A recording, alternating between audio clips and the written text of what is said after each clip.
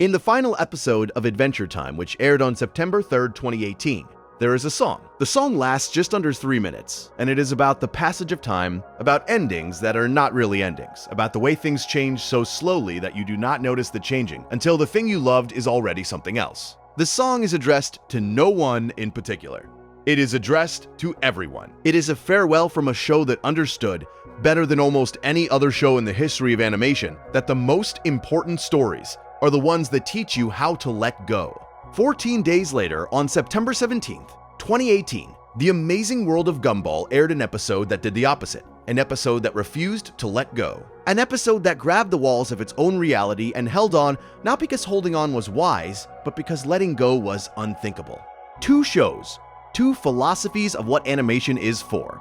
And the strange, uncomfortable truth that almost no one talks about is that Adventure Time was right. About everything, including about Gumball. And the proof is in the details, in the choices each show made and the consequences those choices produced. Before we continue, subscribing helps these long videos keep coming. It is free and takes a few seconds. Now, back to the argument. The argument that Adventure Time was right about Gumball is not an argument that Adventure Time is a better show. Ranking shows against each other is a parlor game that generates heat without producing light. The argument is more specific and more interesting than a ranking. It is the argument that Adventure Time understood something about the nature of animated storytelling that Gumball, for all its brilliance, either did not understand or understood and chose to reject. And the understanding, or the rejection of it, has consequences that shape everything about how the two shows work, how they feel, and what they leave behind in the minds of the people who watch them. The understanding is this: stories that accumulate are different from stories that reset. Both kinds of stories can be excellent, both kinds can be profound, entertaining, moving, intellectually stimulating, artistically ambitious. But they are different in kind, not in degree, and the difference in kind determines the range of emotional and narrative experiences each show can provide. Adventure Time understood this from the beginning. It built itself as a story that accumulates, and it accepted the constraints and responsibilities that come with accumulation. And the acceptance is what made Adventure Time the show it became.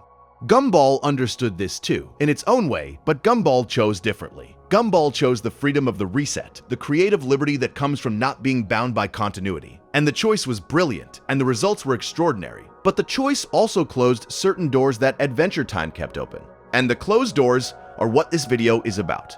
The distinction matters because both shows are often discussed as though they are competing for the same title, as though the question is which one is the better cartoon from the Cartoon Network Renaissance. The question is wrong. The two shows are not competing for the same title because they are not playing the same game. They are playing different games with different rules, different objectives, different definitions of what winning looks like. Adventure Time is playing the game of epic narrative, the game of building a world and populating it with characters whose lives unfold across years of accumulated story. Gumball is playing the game of philosophical comedy, the game of using each episode as a self-contained opportunity to say something true about the nature of reality, identity, consciousness, and the human condition. Both games are worth playing. Both games have produced results that will be studied and admired for decades. But the games are different, and understanding the difference is the key to understanding what Adventure Time got right about Gumball and what Gumball got right about Adventure Time.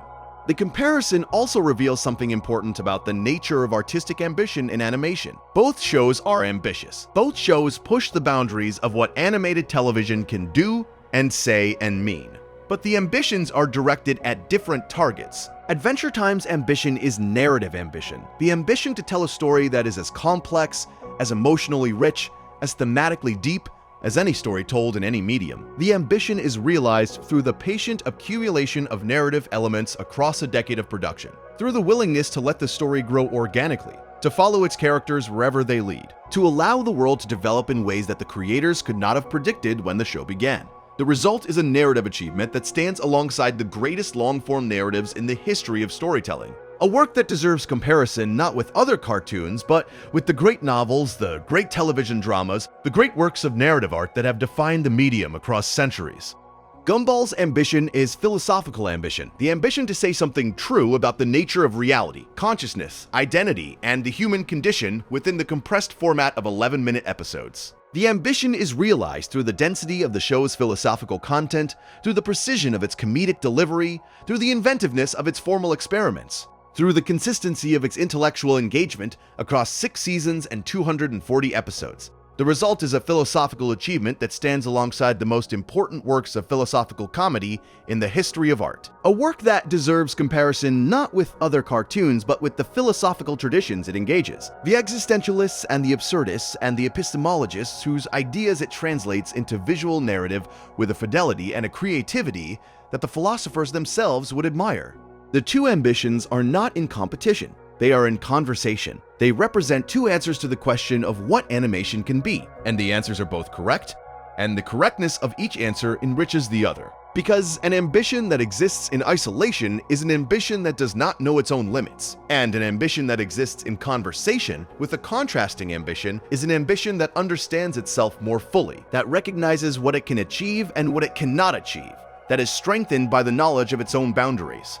What each show ultimately teaches about being human is different, and the difference is the final and most important thing that Adventure Time got right about Gumball. Adventure Time teaches that being human is a process, a journey that unfolds across time, that accumulates experiences and wisdom and scars, that moves towards something even if the something is undefined and the movement is uncertain. The show teaches that you will change, that the person you are now is not the person you will be, that the changes will sometimes be painful and sometimes be beautiful, and almost always be irreversible.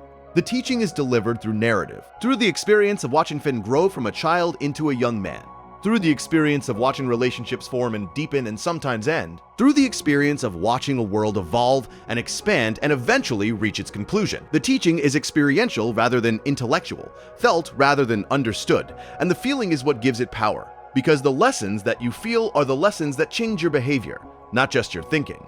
Gumball teaches that being human is a condition, a state rather than a process, a set of circumstances that you find yourself in rather than a journey you are taking. The show teaches that you are always already in the middle of things, that there is no beginning you can point to and no end you can see, that the questions you are asking now are the same questions you will be asking later, and that the sameness is not a failure of growth, but a recognition of the depth of the questions. The teaching is delivered through philosophy, through the experience of encountering ideas about existence, consciousness, morality, and reality that are embedded in comedy and visual art and narrative experiment. The teaching is intellectual rather than experiential, understood rather than felt, and the understanding is what gives it power, because the lessons that you understand are the lessons that change your thinking, not just your behavior. Adventure Time was right that the experiential lesson is more powerful than the intellectual lesson, in the same way that a novel is more powerful than a philosophical treatise, in the same way that a lived experience is more powerful than a description of that experience. The rightness is genuine. The lessons that change your behavior are more consequential than the lessons that change your thinking. Because behavior is where life happens, where choices are made, where relationships are formed and maintained, and sometimes destroyed. But Gumball was right that the intellectual lesson has its own power, its own necessity, its own form of impact, that the experiential lesson cannot replicate. The lessons that change your thinking are the lessons that change the framework within which your behavior occurs. And the framework is more fundamental than any individual behavior, because the framework determines which behaviors are possible and which are not, which choices are visible and which are invisible, which questions are worth asking and which have already been answered. To understand what Adventure Time got right about Gumball, you have to understand what both shows were trying to do. And to understand what both shows were trying to do, you have to go back to a moment in animation history that neither show created but both shows defined. The moment arrived somewhere around 2010, when Cartoon Network began airing a generation of shows that would fundamentally change what American animation was allowed to be. Adventure Time premiered on April 5th, 2010. The Amazing World of Gumball premiered on May 3rd, 2011. The two shows arrived 13 months apart into the same network, the same cultural moment, the same audience, and they proceeded to build two entirely different arguments about what a cartoon could mean. The context matters because the context is what makes the comparison meaningful. Before 2010, American animation for children operated within a relatively narrow set of assumptions. Cartoons were episodic. Characters did not change. Worlds did not develop. The status quo was reset at the end of every 11-minute segment, and the reset was not an artistic choice but a commercial requirement, a consequence of the way children's television was produced and distributed and sold to advertisers. Individual episodes needed to be watchable in any order because reruns were the economic engine of children's programming. And reruns required interchangeability, and interchangeability required that nothing of lasting consequence ever happened. Adventure Time did not invent the idea of breaking this model. Shows like Avatar: The Last Airbender, which aired its final episode on July 19, 2008, had already demonstrated that children's animation could sustain long-form storytelling with genuine emotional consequences. But Adventure Time did something more radical than serialized storytelling. Adventure Time demonstrated that a children's show could be genuinely experimental, formally ambitious, emotionally complex, and philosophically serious, all at the same time, without sacrificing any of the qualities that make cartoons entertaining to children. It demonstrated that depth and accessibility are not in tension, they are complementary. The deeper the show went, the more engaging it became. Because depth creates the kind of engagement that surface entertainment cannot. The engagement that comes from caring about characters who feel real, from investing in a world that feels complete, from following a story that feels like it matters. Gumball arrived into this newly expanded landscape and made a different bet. Where Adventure Time bet on depth, Gumball bet on breadth. Where Adventure Time bet on building one world as thoroughly as possible, Gumball bet on exploring the concept of world itself, on asking what a world is and what holds it together, and what happens when the things that hold it together turn out to be less stable than they appear. The bet was brilliant. The execution was extraordinary. The show created something that had no real precedent in children's animation. A show that was simultaneously a comedy, a philosophical treatise, a formal experiment, and a meditation on the nature of fiction itself. But the bet also had consequences that became clearer as both shows developed. Consequences that Adventure Time, by making the opposite bet, illuminated with a clarity that neither show's creators may have intended.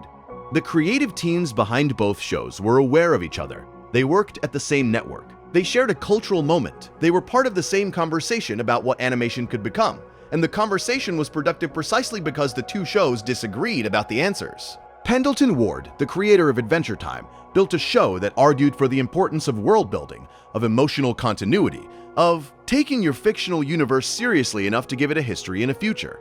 Ben Bocquelet, the creator of Gumball, built a show that argued for the importance of questioning world building, of examining the assumptions that underlie emotional continuity, of treating the fictional universe as a construction to be interrogated rather than a given to be accepted. Both arguments are essential. Both arguments produced masterpieces, but the relationship between the arguments reveals something about the nature of animated storytelling that neither show could have revealed on its own. The year 2010 was not merely the year these shows premiered. It was the year that children's animation split into two streams that would define the medium for the next decade. One stream, following Adventure Time's lead, pursued serialization, world building, and emotional depth. Steven Universe, which premiered on November 4th, 2013, followed this stream. Gravity Falls, which premiered on June 15th, 2012, followed this stream. The Owl House, which premiered on January 10th, 2020, followed this stream. The other stream, following Gumball's lead, pursued deconstruction, formal experimentation, and philosophical self-awareness. Teen Titans Go, which premiered on April 23, 2013, partially followed this stream, though without Gumball's philosophical depth. The two streams were not opposed. They were in dialogue, and the dialogue produced the richest period of American animation since the golden age of theatrical shorts in the 1940s. Adventure Time built its argument slowly. The first season is bright, silly, episodic, a show about a boy and his dog having adventures in a candy kingdom. The silliness is real, but beneath the silliness, from the very first episode, there is a world being constructed. Layer by careful layer, a world with a history that the show reveals gradually. A world with consequences that the show introduces slowly. A world with a mythology that the show assembles piece by piece across 10 seasons and 283 episodes. Until the world is so complete, so detailed, so internally consistent that it feels less like a cartoon and more like a place you have visited and can no longer visit. The layering is Adventure Time's signature technique. The show introduces an element, a character, a location, a piece of mythology, and then leaves it alone for episodes, sometimes entire seasons, before returning to it with new information that changes your understanding of what you saw the first time. The Ice King is introduced as a comic villain. Seasons later, you learn he was a human being. The Flame Princess is introduced as a romantic interest. Seasons later, she becomes a political leader grappling with the ethics of power. The Lich is introduced as a monster. Seasons later, you learn that the Lich is a fragment of a cosmic force that predates the existence of life itself. Each layer changes everything that came before it without invalidating anything that came before it. And the consistency, the show's insistence that every new revelation must be compatible with every previous revelation, is what creates the feeling of depth. the sense that the world extends downward as far as you are willing to dig. The technique requires patience from both the creators and the audience. It requires the creators to plan ahead, to maintain a coherent vision of the world's structure across years of production, to resist the temptation to contradict earlier episodes for the sake of a good story in the current one. It requires the audience to remember, to carry details from early episodes forward and trust that those details will be relevant later, to maintain a long-term investment in a narrative whose payoffs are measured in years rather than minutes. The patience is the investment, and the investment is what generates the returns that Adventure Time's most powerful episodes deliver. Gumball built its argument differently. Gumball did not construct a world. Gumball deconstructed one. Where Adventure Time added layers of meaning, Gumball stripped them away. Where Adventure Time built mythology, Gumball demolished mythology. Where Adventure Time said the world is more complex than you think, Gumball said the world is less stable than you assume. Adventure Time looked at the wreckage of a destroyed civilization and built something new from the rubble. Gumball looked at a functioning civilization and showed you the cracks in the foundation that everyone had agreed to ignore. Both perspectives are necessary. Both perspectives are courageous, but the relationship between them is not symmetrical. Building requires deconstruction as a corrective. Deconstruction requires building as a subject. The builder can exist without the critic, however imperfectly. The critic cannot exist without the builder, because there must be something to critique. This asymmetry does not make building more valuable than deconstruction. It makes building more foundational in the same way that the ground is more foundational than the building that stands on it. Not more important, but more prior, existing first in the sequence of creation that makes both activities possible. The chronological priority of Adventure Time, the fact that it arrived before Gumball, and established many of the norms that Gumball would later question, gives Adventure Time a structural advantage in the comparison that is worth acknowledging. Gumball's deconstruction is more interesting because it has Adventure Time's construction to deconstruct. The meta-narrative experiments, the fourth wall breaks, the genre parodies, the formal innovations are more powerful because they exist in a landscape where Adventure Time's sincerity has already established the conventions that Gumball subverts. Without the conventions, the subversions would have nothing to push against, and the pushing is what gives them their force. But the structural advantage does not translate into a qualitative advantage. Gumball is not a derivative of Adventure Time. Gumball is a response to Adventure Time, in the same way that postmodernism is a response to modernism, in the same way that critique is a response to system, in the same way that every generation of artists responds to the generation that preceded it by questioning what the previous generation took for granted. The response is not secondary, it is essential. Without the response, the original is incomplete, because the original does not understand itself until the response reveals what the original assumed and did not examine. The contrasting approaches are visible in the way each show treats its own mythology of creation. Adventure Time emerged from a short film that Pendleton Ward created in 2007. A 2-minute piece that contained the DNA of everything the show would become. The post-apocalyptic setting, the relationship between a boy and his dog, the combination of silliness and strangeness that would become the show's signature tone. The short was a seed, and the show grew from the seed organically, the world expanding outward from the initial premise in a way that felt natural, unforced, as though the world had always been there and the show was merely revealing it layer by layer. The organic quality is part of what makes Adventure Time's world building so effective. The world feels discovered rather than invented, found rather than made, and the feeling of discovery is what invites the audience into the world. What makes them want to explore it? What makes them feel that there are always more layers to find? Gumball emerged from a different creative impulse. Ben Bocquelet, the show's creator, conceived Gumball as a character first and a world second. The character was a blue cat, an ordinary kid in an extraordinary town, and the town was designed to accommodate the character rather than the other way around. The design principle is the opposite of Adventure Time's, where Adventure Time built a world and then populated it with characters who were shaped by the world. Gumball built a character and then built a world that served the character's needs. The difference in design principle has consequences that ripple through every aspect of the two shows. A world that is built first and populated second has an existence that is independent of its characters. A world that is built to serve a character has an existence that is contingent on the character, that exists because the character needs it to exist. And the contingency is visible in the way Elmore bends and shifts and reconfigures itself to accommodate whatever the show needs from it in any given episode. The production processes of the two shows reflect their different philosophies. Adventure Time was produced with a writer's room that maintained a Bible of the show's mythology, a document that tracked the relationships between characters, the timeline of events, the rules of the world, the answers to questions that had been raised but not yet resolved on screen. The Bible was a commitment to consistency, a tool for ensuring that the show's accumulated structure remained coherent across hundreds of episodes produced by dozens of writers and directors. Gumball was produced with a different kind of discipline, a discipline of tone rather than continuity, a commitment to maintaining the show's voice and its philosophical perspective rather than its narrative through line. The Gumball writers' room ensured that every episode felt like Gumball, that the humor was right, the pacing was right, the philosophical depth was right, but it did not maintain a continuity Bible, because continuity was not the show's priority. The priority was quality within each episode, and the quality was maintained with a consistency that is as impressive in its own way as Adventure Time's consistency of mythology.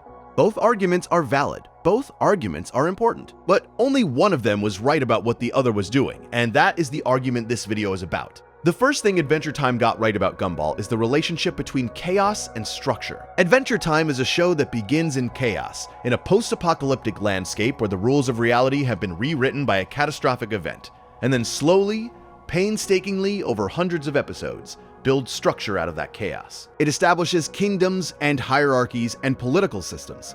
It creates a history, the Mushroom War, the rise of the Lich, the origins of the elemental forces, and the history gives the world weight. The chaos of the early episodes is revealed to be the surface of a deeply ordered world, a world with rules that the characters must learn and the audience must discover. Gumball does the opposite. Gumball begins with apparent structure, a suburban town with a school and a family, and a set of social institutions that seem to function the way social institutions function in the real world, and then, gradually, across 6 seasons and 240 episodes, reveals that the structure is an illusion, the school does not teach, the government does not govern, the laws of physics are suggestions, the boundaries of reality are negotiable. The town of Elmore, which seemed so solid in the first season, is revealed to be held together by nothing stronger than habit and mutual agreement.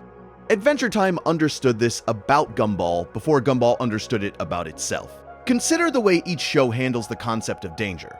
In Adventure Time, Season 6, Episode 1, Finn loses his arm. The loss is not a gag. It is not reversed by the next scene. It is permanent, physical, consequential, a narrative event that changes the character's body and, through the body, changes the character's relationship with the world. Finn must learn to function with one arm. He must adapt his fighting style, his daily routines, his sense of self. The show gives the loss weight by giving it duration, by allowing the consequences to unfold across multiple episodes, by refusing the easy comfort of a magical reset. The danger in Adventure Time is real, because the consequences of danger are real, and the reality of the consequences is what makes the world feel solid, what gives the chaos a structure to push against. In Gumball, danger operates differently. Characters are injured constantly. They are crushed, burned, stretched, dissolved, launched into orbit. The injuries are spectacular, creative, visually inventive in ways that Adventure Time's injuries rarely are. But the injuries do not last. The body that was crushed in one scene is whole in the next. The character who was launched into orbit is sitting at the dinner table by the end of the episode. The danger is aesthetic rather than consequential, a visual spectacle that creates excitement without creating stakes. And the absence of stakes is itself a philosophical position. Gumball is saying that danger, in a world where nothing is permanent, is fundamentally different from danger in a world where things last. The show is right about this. But Adventure Time is also right that a world without lasting danger is a world that demands a different kind of engagement from its audience. A kind of engagement that is more intellectual and less emotional, more analytical and less invested. And the difference in engagement is the difference between a show you admire and a show you love. The structure of Adventure Time's world also enables a kind of storytelling that Gumball's deconstructed world cannot support. Adventure Time can tell stories about exploration, about characters venturing into unknown territory and discovering things that expand their understanding of the world. The Ice Kingdom, the Nightosphere, the Crystal Dimension, the Dead Worlds. Each new location adds to the map of Ooh, adds to the audience's understanding of the world's geography and mythology and metaphysical structure. The exploration is meaningful because the discoveries are cumulative. What you learn in one episode informs what you understand in the next. The world grows as your knowledge of it grows, and the parallel growth creates a bond between the audience and the world that deepens with every episode.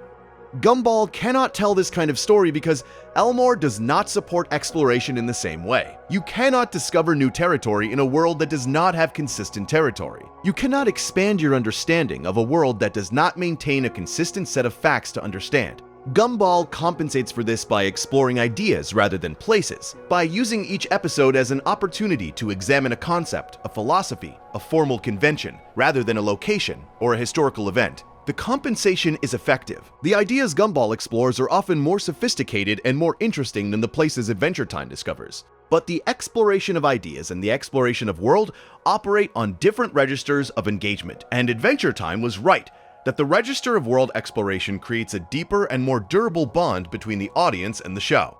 The physics of each world tell you everything you need to know about the philosophical difference between the two shows. Adventure Time has physics. The physics are unusual, magical, governed by rules that are different from the rules of the real world, but they are consistent. Magic in OO operates according to principles that the show establishes and maintains. Fire burns, ice freezes, gravity pulls. The magical exceptions to these rules are themselves governed by rules that the show respects across hundreds of episodes. The consistency of the physics is what makes the world feel solid, what gives the characters' actions weight and consequence, what creates the feeling that the world exists independently of the stories told within it.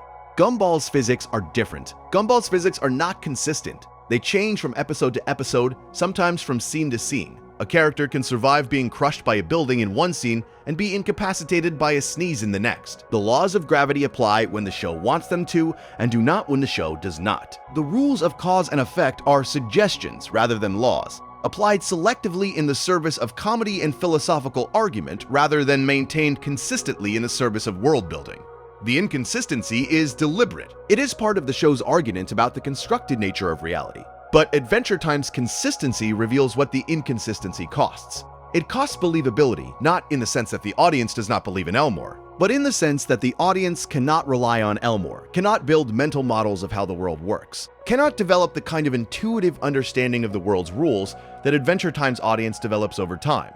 The difference in physics extends to the way each show handles the passage of time within individual episodes. Adventure Time episodes, despite being 11 minutes long, often create a sense of temporal depth, a feeling that time is passing in a way that mirrors the audience's experience of time. Scenes have duration. Silences have weight.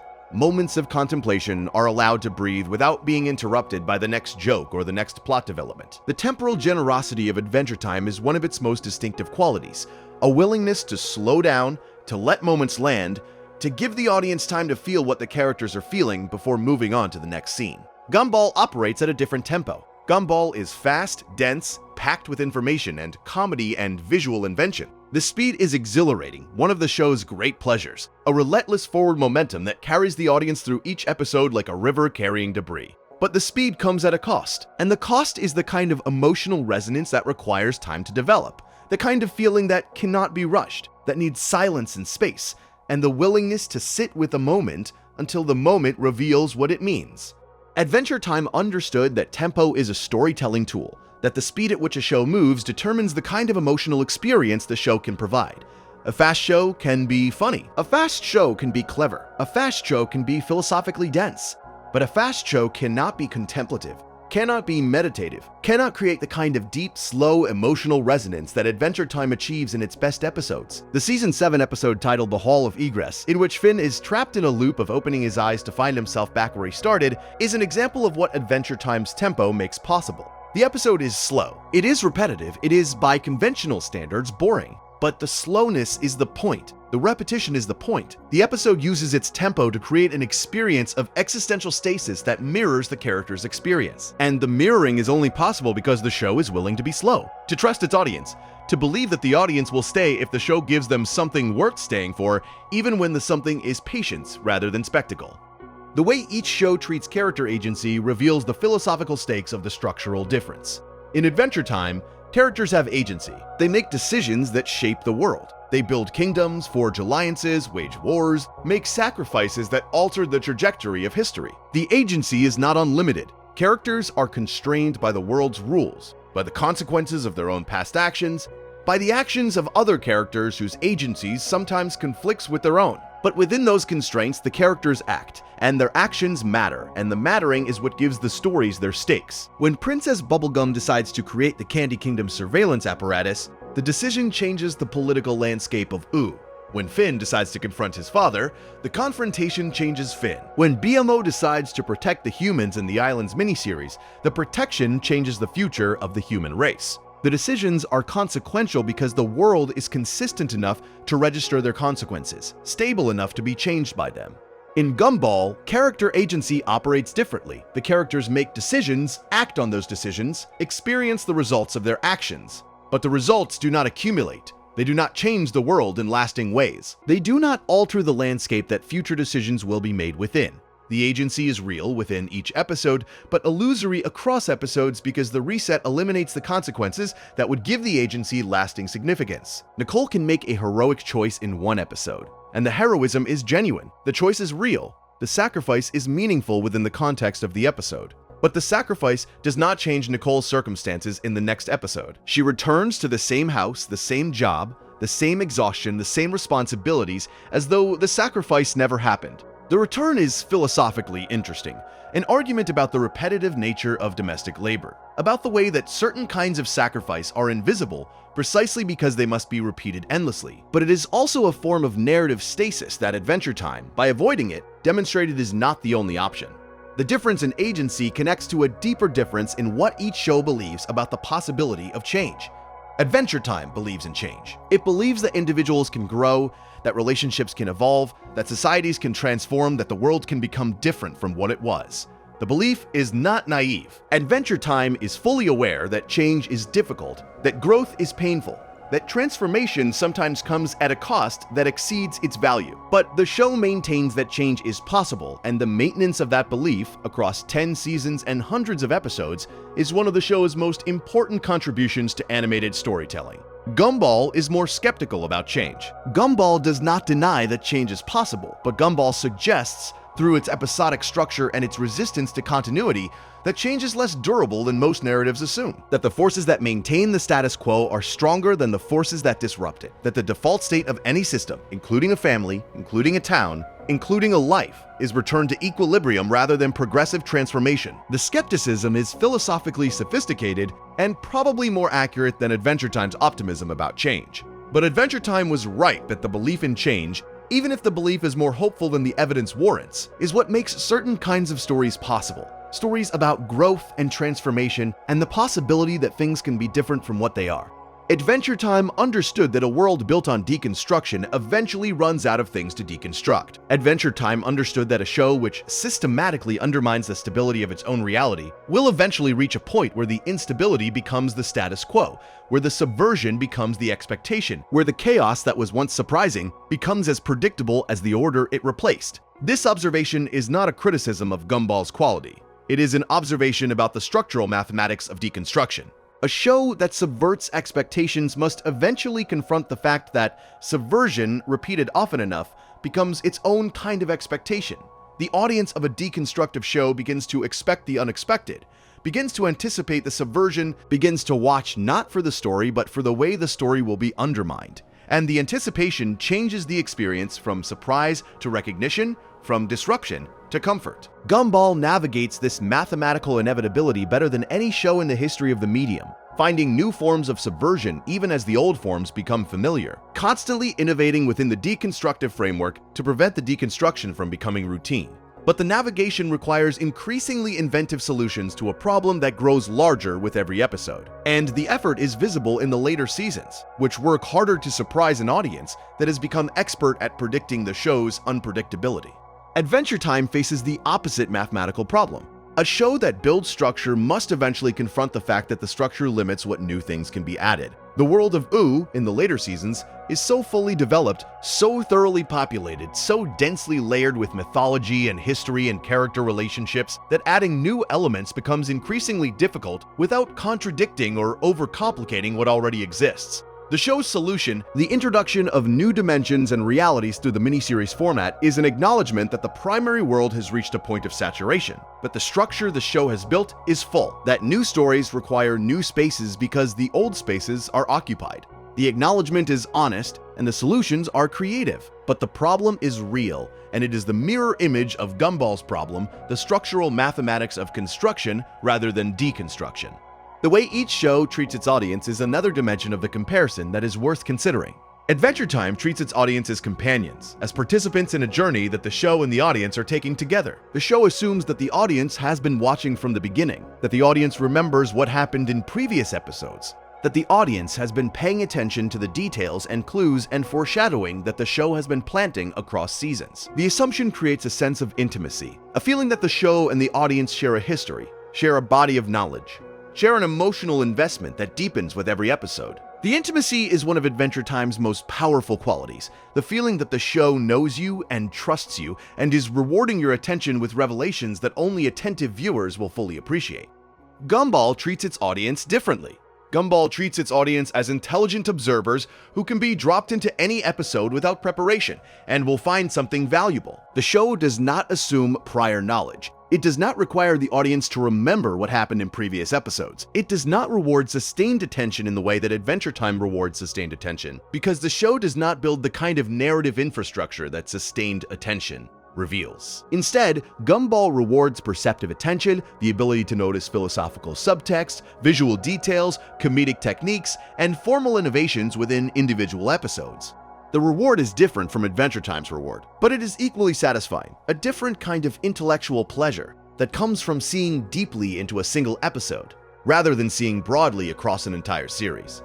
Adventure Time understood this because Adventure Time had solved the same problem from the other direction. Adventure Time had built structure out of chaos, had given its world depth and consequence and continuity, and the building was the show's great achievement, the thing that elevated it from a good cartoon to a masterpiece of animated storytelling. Gumball, by choosing deconstruction over construction, chose a path that was brilliantly entertaining but structurally self-limiting.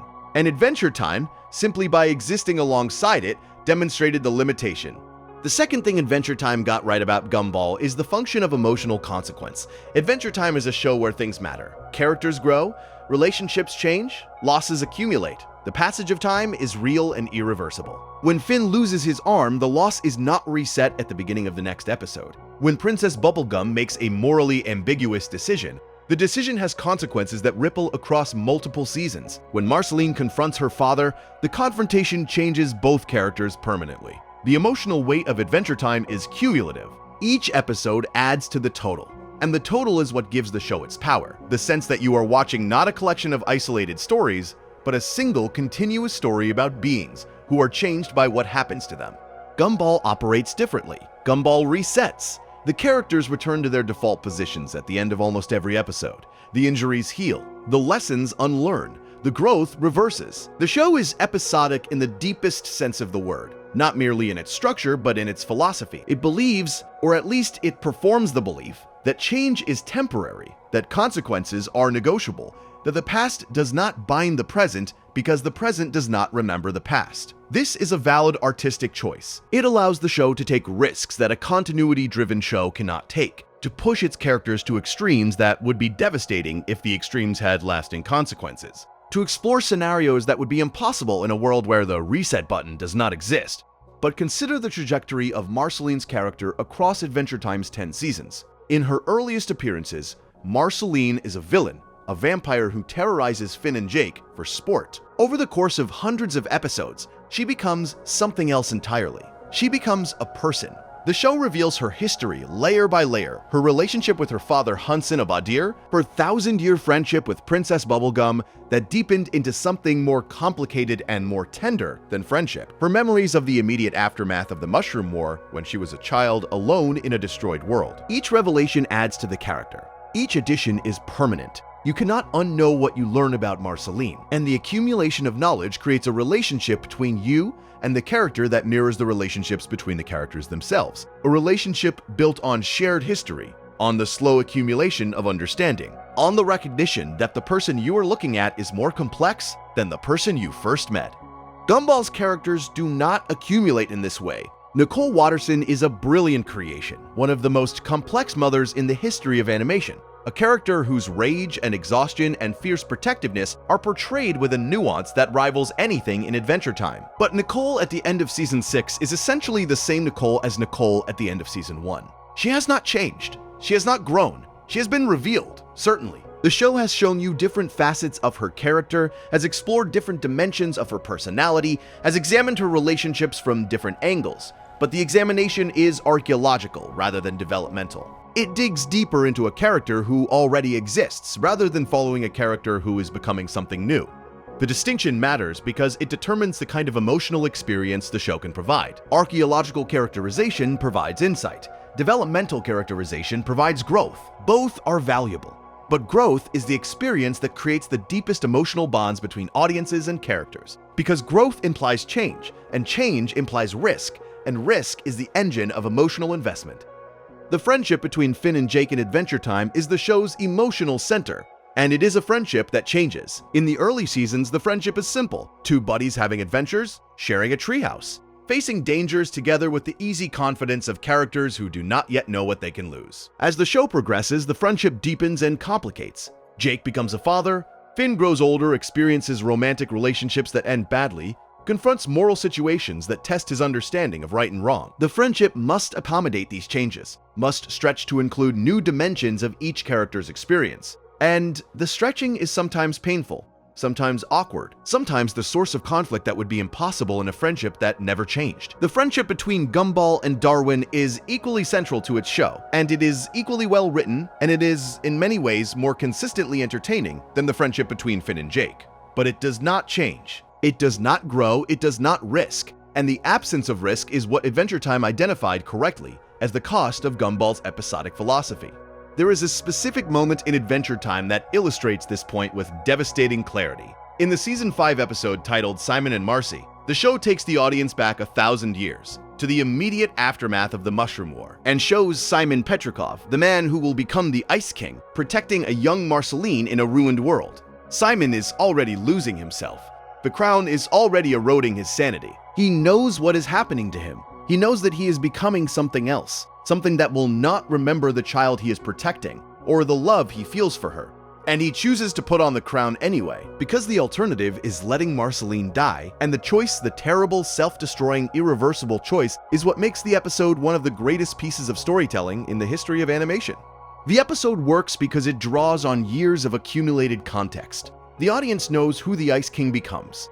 The audience knows that Simon's fear is justified, that the transformation is permanent, that the love he feels for Marceline will be erased so thoroughly that the Ice King will spend seasons kidnapping princesses without recognizing that his obsession is a corrupted echo of the protective instinct he once felt for a little girl in a ruined world. The knowledge is what gives the episode its power. Without the accumulated context, Simon and Marcy is a well-crafted story about sacrifice. With the accumulated context, it is a meditation on the nature of loss that operates at a level of emotional sophistication that few works of art in any medium achieve.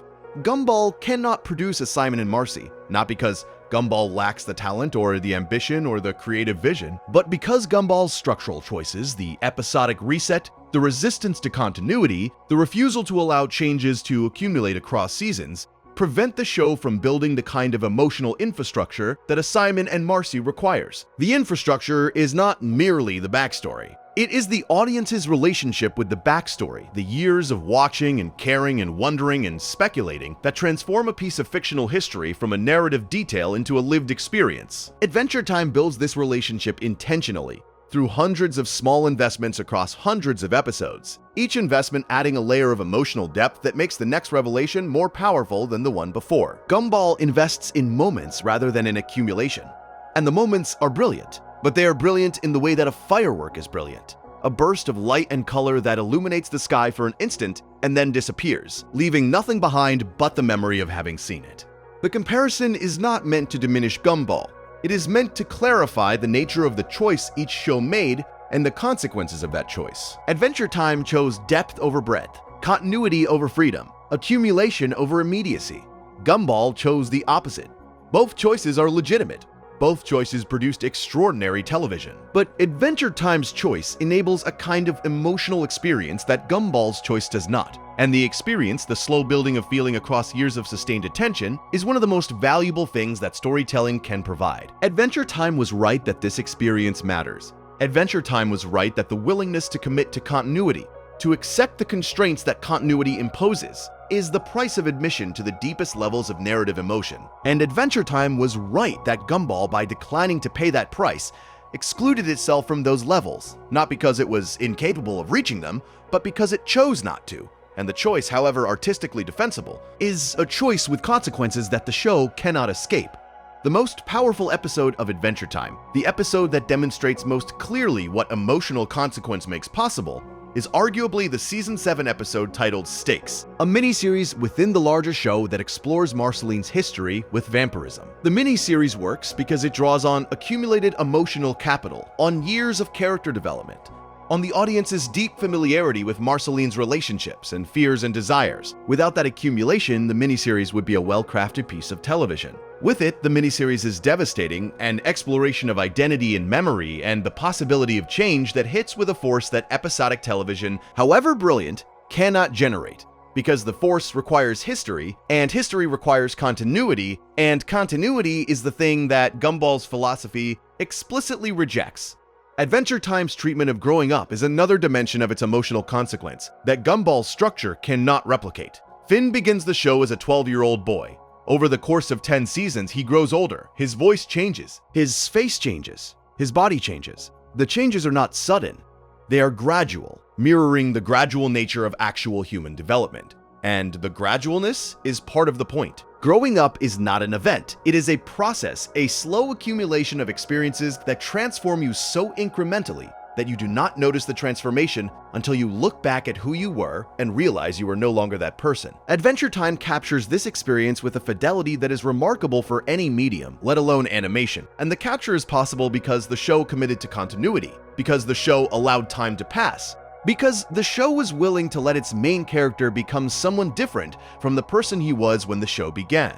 Gumball does not let its characters grow up. Gumball is 12 years old in the first episode and 12 years old in the last episode, and the static age is a philosophical statement as much as it is a structural choice. It says that the show is not interested in the linear narrative of maturation, that the show does not believe that growing older necessarily means growing wiser, that the insights available to a 12-year-old are as profound and as valid as the insights available to a 16-year-old or a 20-year-old or a 40-year-old. The statement is defensible. Some of the most important philosophical work in history was done by people who were essentially asking the same questions at 40 that they asked at 12. Questions about the nature of reality, the possibility of knowledge, the foundation of morality, the meaning of existence. These questions do not have developmental trajectories. They do not become different questions as you grow older. They become the same questions with more context, more experience, more vocabulary for articulating the confusion that the questions produce. Gumball's refusal to let its characters grow older is a way of saying that the questions matter more than the questioner's age, that the philosophical content of the show is timeless in a way that the character's development is not. But Adventure Time was right that growing up is one of the most important stories a show can tell. Because growing up is the story that every member of the audience is living. A show that lets its characters grow up creates a mirror in which the audience can see their own development reflected. A companion that grows alongside them, that experiences the same confusions and discoveries and losses at approximately the same time. And the companionship is one of the deepest forms of connection a show can provide. Finn grows up in real time. The 12-year-old watching Finn's first adventure in 2010 was 22 by the time the show ended in 2018, and Finn had grown with them, had experienced the same passage of time, the same transition from childhood to adulthood, the same loss of innocence that the audience experienced outside the show. The parallel is what makes Adventure Time's treatment of growing up so powerful, and it is a form of storytelling power that Gumball's Static Time explicitly renounces. The emotional consequence is most visible in Adventure Time's treatment of grief. Adventure Time is one of the few children's shows that takes grief seriously, that allows its characters to experience loss, and to sit with that loss rather than rushing past it to the next adventure. When Finn's relationship with Flame Princess ends, the show does not treat the breakup as a single episode event. It allows the breakup to linger, to affect Finn's behavior in subsequent episodes, to change the dynamic between the characters in ways that are subtle but persistent. The grief is not dramatic. It is ordinary, the kind of quiet, low-grade sadness that most people experience after a relationship ends. And the ordinariness is what makes it powerful, because ordinary grief is the kind of grief that most of the audience has experienced or will experience. And the recognition of their own emotional experience in a cartoon character's behavior creates a bond that is deeper than entertainment.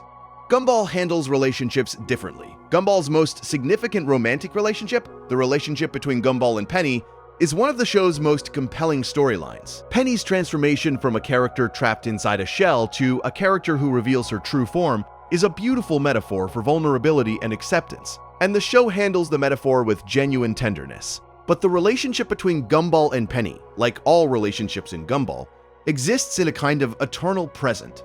It does not deepen across seasons in the way that Adventure Time's relationships deepen. It does not accumulate history in the way that Marceline and Bubblegum's relationship accumulates history. The relationship is revisited periodically, and each revisitation is well crafted and emotionally honest. But the revisitations do not build on each other in the way that Adventure Time's relationship episodes build on each other, because Gumball's episodic structure does not support that kind of building.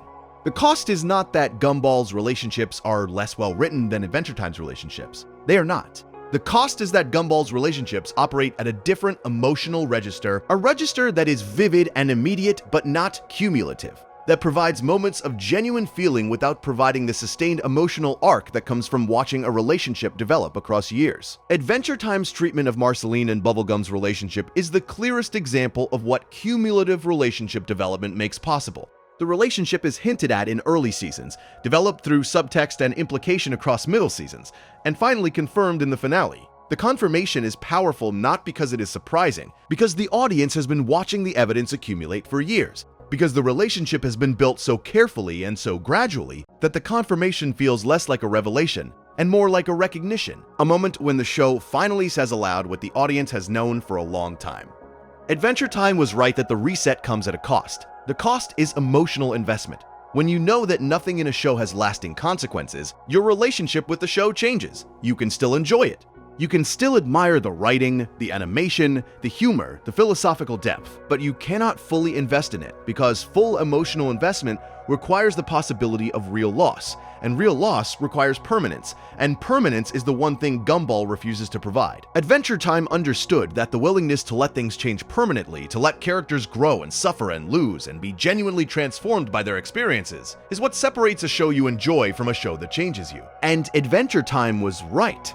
The third thing Adventure Time got right about Gumball is the nature of world building. Adventure Time created the Land of Ooo, and the Land of Ooo is one of the most fully realized fictional worlds in the history of animation. It has a geography, it has a history, it has political systems, economic structures, cultural traditions, religious practices. It has a creation myth and an apocalypse myth, and a set of cosmic forces that operate according to rules that the show reveals gradually and consistently. The world of Ooo is not merely a backdrop for the characters' adventures. It is a character in its own right, a living, breathing, evolving entity that shapes the stories it contains and is shaped by them in return. Elmore, the town where Gumball takes place, is something different. Elmore is not a world. Elmore is a stage. It provides the setting for the show's stories without ever becoming fully real in the way that Ooo becomes fully real. The streets of Elmore are there when the show needs them and gone when the show does not. The buildings serve their narrative function and have no existence beyond that function. The town does not have a history because the show does not need it to have a history. It does not have a geography because the show does not need it to have a geography. It exists at the pleasure of the narrative, assembled and disassembled as the episode requires, and the assembly is part of the show's charm, part of its postmodern playfulness, part of its philosophical argument about the constructed nature of all reality. The difference between the two approaches becomes most visible when you consider how each show handles the concept of home. In Adventure Time, Finn and Jake's treehouse is a place. It has rooms, objects, a refrigerator full of food, a collection of weapons, a history of modification and damage and repair.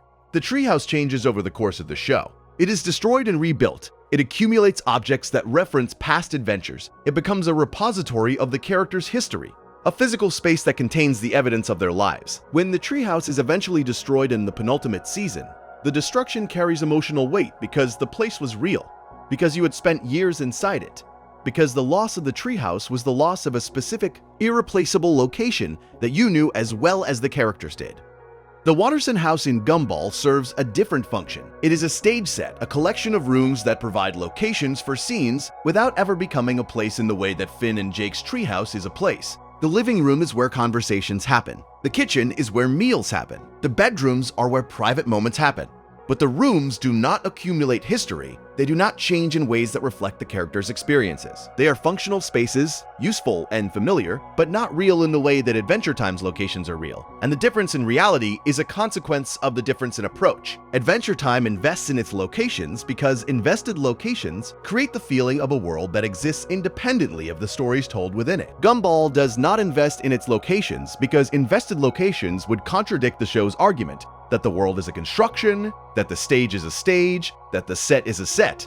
The inhabitants of each world reveal the same contrast. The citizens of Oo have lives that extend beyond their interactions with the main characters. They have relationships with each other, histories that predate the events of the show, concerns and ambitions that have nothing to do with Finn and Jake. The show occasionally follows these secondary characters into their own stories, and the stories feel natural, believable, like glimpses into lives that were always happening just outside the frame.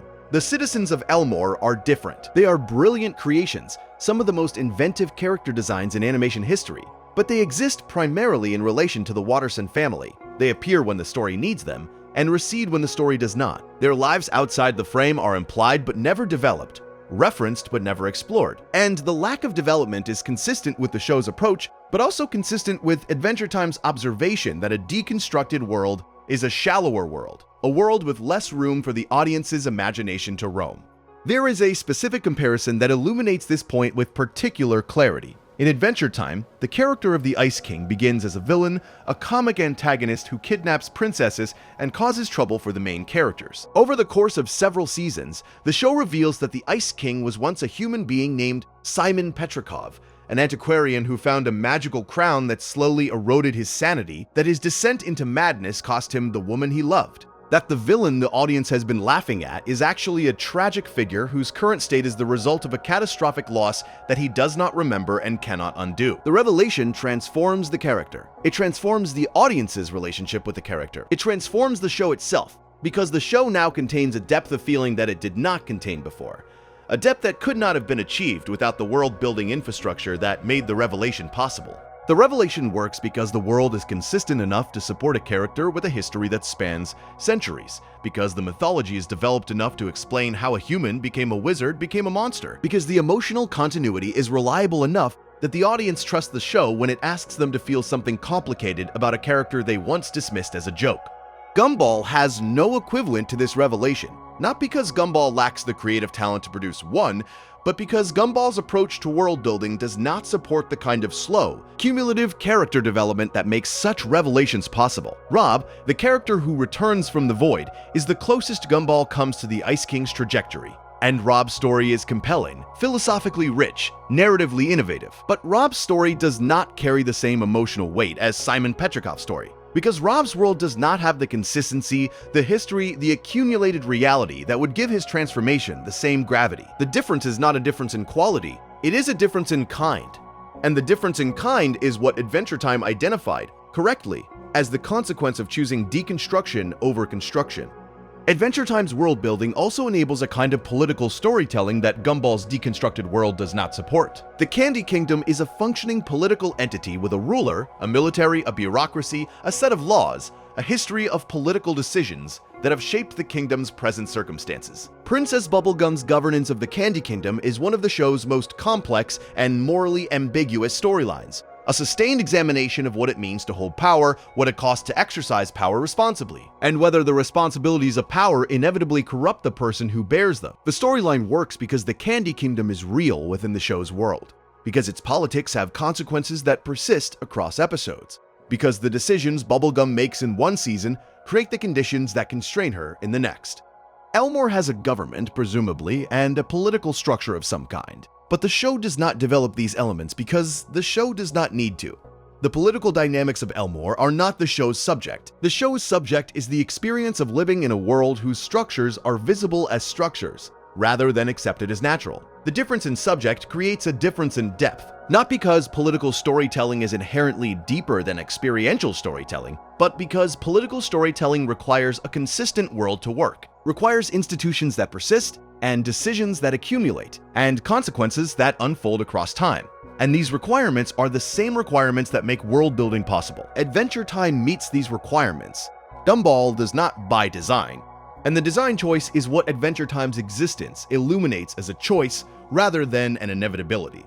The supporting cast of each show reflects the same structural difference. Adventure Time has a supporting cast that grows and develops alongside the main character. Characters who begin as minor figures, like Lemongrab or Flame Princess or Fern, develop into complex characters with their own arcs, their own motivations, their own relationships with the show's themes. The development of the supporting cast is possible because the show's structure supports it, because the show has room for characters whose arcs unfold across multiple episodes and multiple seasons. Because the show's commitment to continuity means that a supporting character's development in one episode can be built upon in a later episode, without the development being reset. Gumball's supporting cast is vast and creative, one of the most inventive collections of characters in animation history.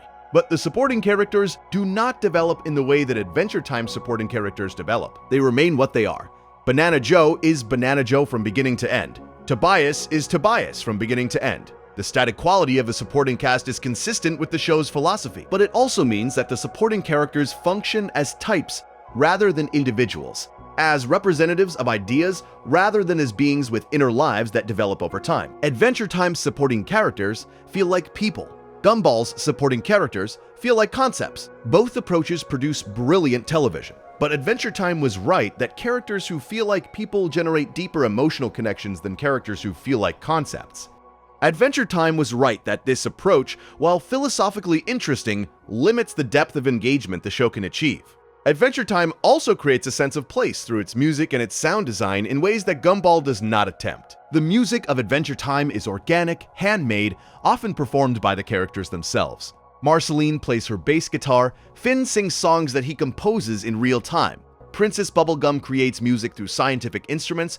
The music emerges from the world rather than being imposed on it, and the emergence creates a feeling of authenticity, a sense that the world of Ooh contains not only places and characters, but a culture, a set of artistic traditions, a relationship with beauty and expression that exists independently of the stories the show tells. The music of Gumball is excellent, well-produced, energetic, perfectly suited to the show's pacing and tone. But it is score rather than culture. It accompanies the action rather than emerging from the world. It tells you what to feel rather than showing you what the characters feel. The distinction is subtle but significant, because the presence or absence of an indigenous culture, a set of artistic traditions that belong to the world rather than to the show, is one of the factors that determine whether a fictional world feels like a place you could visit or a stage set you are observing from the outside.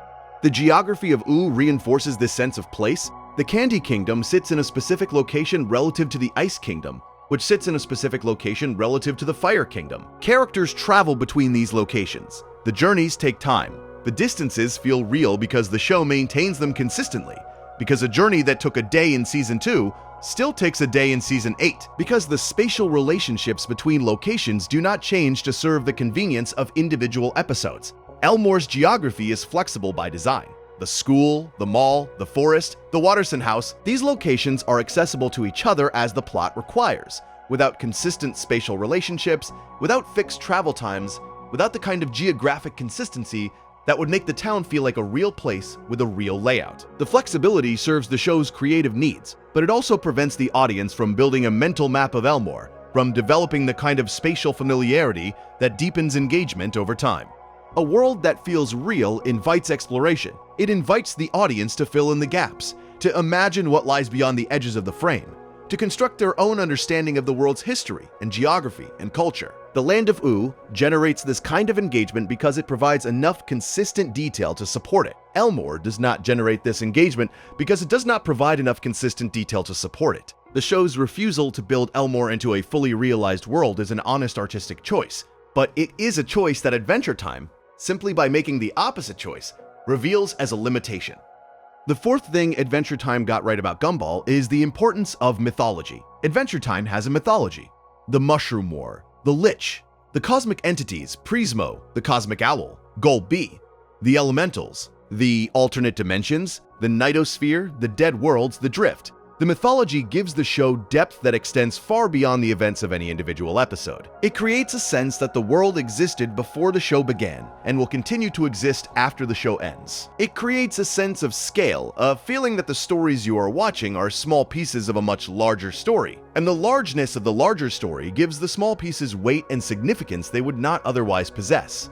Gumball does not have a mythology. Gumball has lore, scattered references, and hidden connections and background details that dedicated fans can assemble into something that resembles a mythology. But the assembly is always provisional, always subject to the show's willingness to contradict itself for the sake of a joke or a narrative experiment. The Void is the closest thing Gumball has to a mythological concept.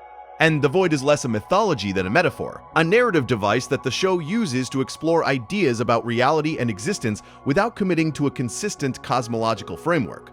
The Lich is the clearest example of what mythology makes possible. The Lich is not merely a villain. The Lich is a cosmic force, an embodiment of extinction that existed before the Mushroom War and will exist after whatever comes next. The Lich connects the show's individual episodes to something larger, something ancient, something that gives the small stories about a boy and his dog a weight and a significance that the stories could not possess on their own. When Finn fights the Lich, he is not merely fighting a monster, he is fighting a principle, an idea, the idea that everything ends and nothing lasts.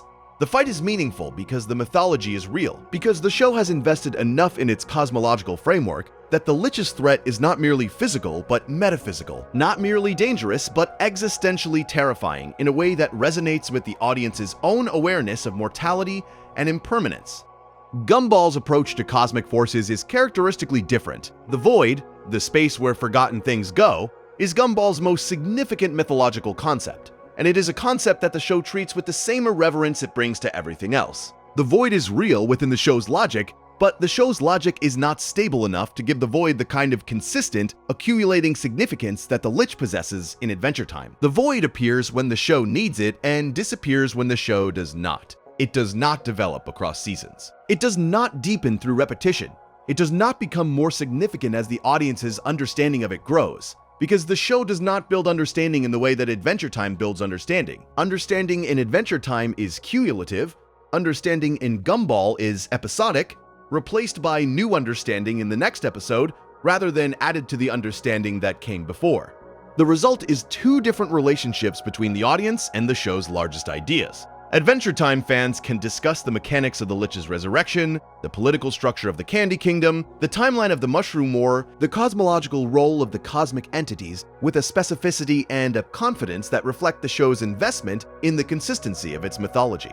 Gumball fans can discuss the show's themes, its philosophical arguments, its formal innovations, its comedic techniques with equal sophistication, but they cannot discuss the show's world with the same specificity because the show's world does not support that kind of discussion. The fan communities that each show generates reflect this difference in illuminating ways. Adventure Time fan communities produce wikis, timelines, maps, genealogies, cosmological charts. They produce content that attempts to organize and systematize the show's mythology, to fill in gaps, to resolve contradictions, to extend the world beyond the boundaries of the show's narrative. The production of this content is itself a form of engagement, a way of participating in the world the show has created, and the participation deepens the audience's investment in the show, because the act of building within the world creates a sense of ownership, a feeling that the world belongs to you as well as to its creators. Gumball fan communities produce different kinds of content. They produce analysis, interpretation, philosophical commentary, comedic remixes, visual art that captures the show's distinctive aesthetic. The content is excellent, often brilliant, a testament to the depth of engagement that the show inspires. But the content is about the show rather than within the show. It interprets rather than extends. It analyzes rather than builds. The difference is not a difference in quality or in enthusiasm. It is a difference in the kind of engagement each show makes possible. And the difference is a direct consequence of the difference in approach to world building and mythology. The cosmic entities in Adventure Time, Prismo, the Cosmic Owl, Death, Hunson Abadir, Life, Golb, constitute a pantheon that gives the show's universe a vertical dimension. A sense that reality extends upward as well as outward, that the world Finn and Jake inhabit is a small part of a much larger structure of existence that includes dimensions and beings that operate on a scale that the main characters can barely comprehend. The Pantheon gives the show's individual episodes a sense of cosmic significance. When Finn fights a villain, the fight takes place within a cosmological framework that gives it weight beyond the immediate stakes. When a character makes a choice, the choice resonates within a moral and metaphysical system that extends far beyond the boundaries of the episode. The resonance is what separates Adventure Time storytelling from the storytelling of shows that lack a cosmological framework, and it is what Adventure Time identified, correctly, as one of the things Gumball's approach does not provide. Gumball's universe does not have a vertical dimension. It does not extend upward into higher planes of existence or downward into fundamental principles. Elmore is a surface, a single plane of reality that the show explores with extraordinary thoroughness and creativity, but that does not connect to anything larger than itself. The void is below, the space where things go when they are forgotten, But the void is not a cosmic realm in the way that Adventure Time's Nightosphere or Dead Worlds are cosmic realms. The void is a structural feature of the show's world, a consequence of the world's nature as a constructed reality rather than a level in a cosmic hierarchy. The difference means that Gumball's stories, however profound, lack the cosmic resonance that Adventure Time's stories possess, the feeling that what happens in this episode matters not just to the characters involved, but to the structure of reality itself. The world of Gumball is a vehicle for ideas rather than a repository of lore, and the difference is what Adventure Time identified as the consequence of choosing philosophy over mythology. Adventure Time was right that mythology matters, that the stories a show tells about the origins and structure of its world are the stories that give the show's individual episodes their deepest resonance, and that a show without mythology, however brilliant, is a show that operates in a shallower register than a show with one. But here is where the argument becomes more complicated, because the fifth thing Adventure Time got right about Gumball is also the thing that Gumball got right about Adventure Time, and the mutual rightness reveals something important about both shows. Adventure Time was right that Gumball's deconstruction, its resistance to continuity, its refusal to build a stable world, limits the show's emotional and narrative depth. But Gumball was right that Adventure Time's construction, its commitment to continuity, its insistence on building a stable world, comes with its own cost. The cost is rigidity. A show that builds a world is constrained by the world it has built. A show that establishes continuity must maintain that continuity. A show that creates mythology must honor that mythology. And the constraints, while productive, are also limiting, because they prevent the show from doing the things that Gumball does so brilliantly. The formal experiments, the genre parodies, the fourth wall breaks, the episodes that exist purely as exercises in creative freedom, unbound by the requirements of a larger narrative. If Adventure Time is right about Gumball's limitations, Gumball is equally right about Adventure Time's. And the mutual rightness is the most interesting part of the comparison, because it reveals that the strengths and limitations of each show are not independent. They are connected. They are consequences of the same choices, two sides of the same coin. Adventure Time's depth is the cause of its rigidity. Gumball's freedom is the cause of its shallowness. You cannot have the depth without the rigidity, and you cannot have the freedom without the shallowness. And the impossibility of having both is what makes the comparison between the two shows a genuine philosophical problem rather than a simple ranking exercise. Gumball's formal experiments are the clearest demonstration of what the show's freedom makes possible. The episode titled The Choices, which follows Nicole through a branching narrative of alternative lives, is a piece of storytelling that Adventure Time could not produce. Not because Adventure Time lacks the creative ambition, but because Adventure Time's continuity requirements would not permit a branching narrative that shows alternative versions of a main character's life, without those alternatives being canonical, without them fitting into the established mythology, without them being compatible with everything the show has previously established about the character. Gumball does not have this problem. Gumball can show alternative lives because alternative lives do not threaten the show's structure, because the show's structure is flexible enough to accommodate any narrative experiment without breaking, because there is nothing to break. The episode titled The Nobody, which follows Rob's return from the void, is another example. The episode uses glitch aesthetics, corrupted animation, visual distortion that mirrors the character's damaged state, and the visual innovation is possible because the show does not need to maintain a consistent visual style across episodes. Adventure Time maintains a consistent visual style because the consistency is part of the world building, part of the feeling that you are looking at the same world from episode to episode. And the consistency is valuable, essential even, but it is also a constraint that prevents the kind of visual experimentation that Gumball practices routinely. The freedom that Gumball enjoys is not a minor advantage. It is a fundamental artistic capability that Adventure Time's structure makes impossible. Gumball can devote an entire episode to a parody of a specific film genre, deconstructing its conventions with a precision and a thoroughness that a continuity-driven show cannot afford, because a continuity-driven show must maintain its own conventions even while examining others. Gumball can break the fourth wall in ways that Adventure Time cannot, can address its audience directly, can acknowledge its own fictionality, can treat the medium of animation itself as a subject worthy of investigation. Gumball can change its animation style within a single episode, moving from traditional animation to live action, to claymation, to pixel art to puppetry. And the changes are not gimmicks. They are arguments, visual demonstrations of the show's central philosophical claim that reality is a construction, that the way something looks is not the same as what something is, that the surface of an experience is always a choice rather than an inevitability. Adventure Time's constraints are visible in the moments where the show strains against them. There are episodes of Adventure Time that feel compressed, that seem to want to explore an idea more fully, but cannot because the idea does not fit neatly into the show's established mythology. There are moments where the show's commitment to emotional continuity prevents it from taking risks that Gumball takes every week. Risks like making an episode that is purely experimental, purely an exercise in seeing what happens when you push a medium past its conventional limits. Adventure Time takes these risks occasionally in episodes like A Glitch is a Glitch, which used a different animation pipeline to create a visually alien experience, or in Food Chain, which used a different director to explore a radically different visual style. But these episodes are exceptions, notable precisely because they are unusual, because they break the rules that the show normally follows. In Gumball, these kinds of experiments are the rules. The show's default mode is experimentation, and the defaultness is what makes the experimentation so effective. Because the audience does not experience the experiments as departures from the norm, they experience them as the norm itself, which changes the relationship between the audience and the experiments, making the experiments feel less like special events and more like the natural expression of a show that treats creative freedom as a fundamental value.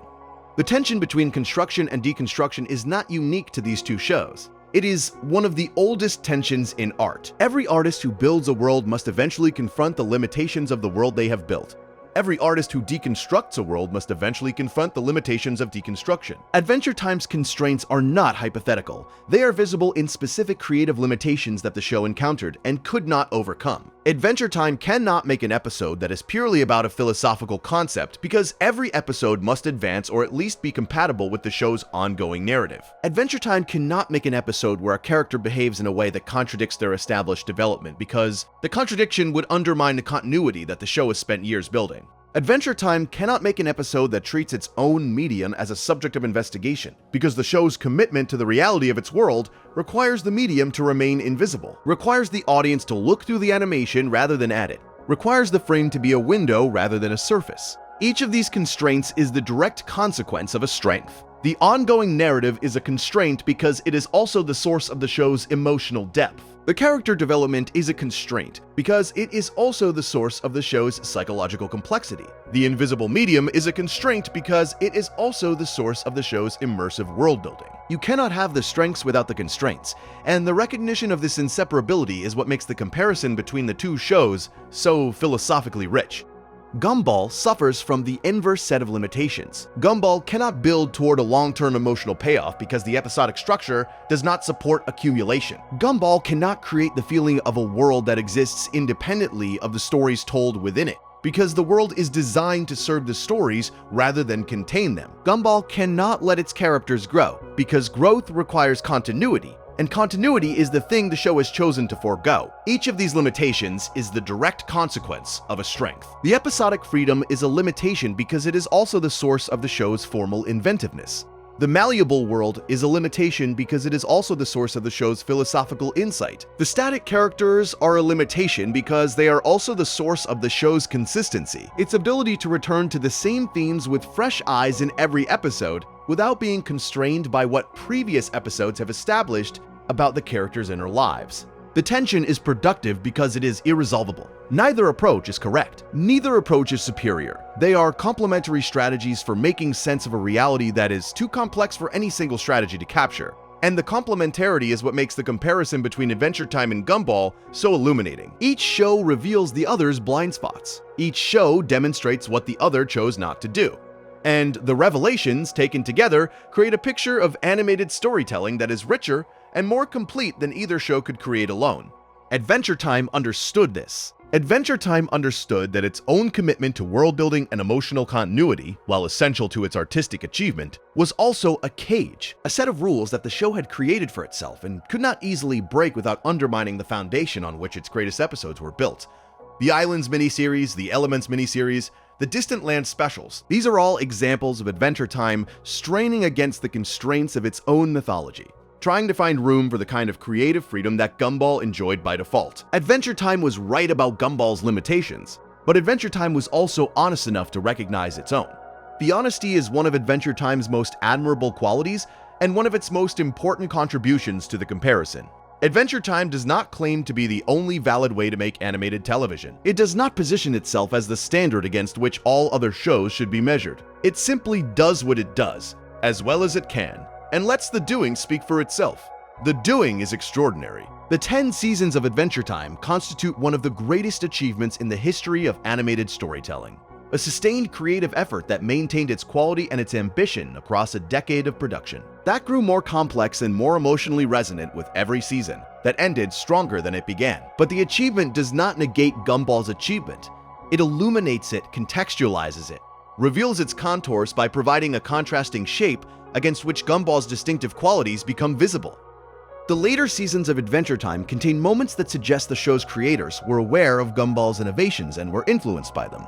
The increasing willingness to experiment with form, the growing interest in meta-narrative, the occasional episodes that prioritize mood and atmosphere over plot progression, these developments in Adventure Time's later seasons are consistent with a show that was watching Gumball and learning from what it saw. The learning was not imitation. Adventure Time never attempted to be Gumball. But Adventure Time was influenced by Gumball's demonstration that animated television could be more formally adventurous than Adventure Time's own framework typically allowed. And the influence made Adventure Time a better show, a more self-aware show, a show that understood its own choices more clearly because it had seen an alternative to those choices executed with brilliance. The reciprocal influence is equally real, though less frequently discussed. Gumball's later seasons show an increasing engagement with continuity, with character development, with the kind of long-term storytelling that Adventure Time pioneered. The Rob storyline, the development of Gumball and Penny's relationship, the increasing darkness of the show's philosophical themes. These developments are consistent with a show that was watching Adventure Time and recognizing the emotional power that continuity makes possible. The recognition did not change Gumball's fundamental approach. Gumball remained an episodic show, a deconstructive show, a show that valued philosophical insight over narrative accumulation. But the later seasons demonstrate a growing awareness that the two approaches are not mutually exclusive, that a show can be episodic and still develop its characters, that a show can be deconstructive and still build towards something, and the growing awareness suggests that both shows were moving toward a synthesis that neither quite achieved. A form of animated storytelling that would combine Adventure Time's depth with Gumball's freedom, that would build worlds and question them simultaneously, that would accumulate emotional history and maintain creative independence at the same time. The sixth thing Adventure Time got right about Gumball is the question of legacy. Adventure Time ended deliberately. It chose its ending. It constructed a finale that was designed to be a conclusion, a statement about what the show had been, and what it meant, and what would remain after it was gone. The finale is not perfect. No finale of a show that ran for 10 seasons could be perfect, but the finale is intentional, considered, crafted, with the same care and attention that the show brought to its world building and its character development.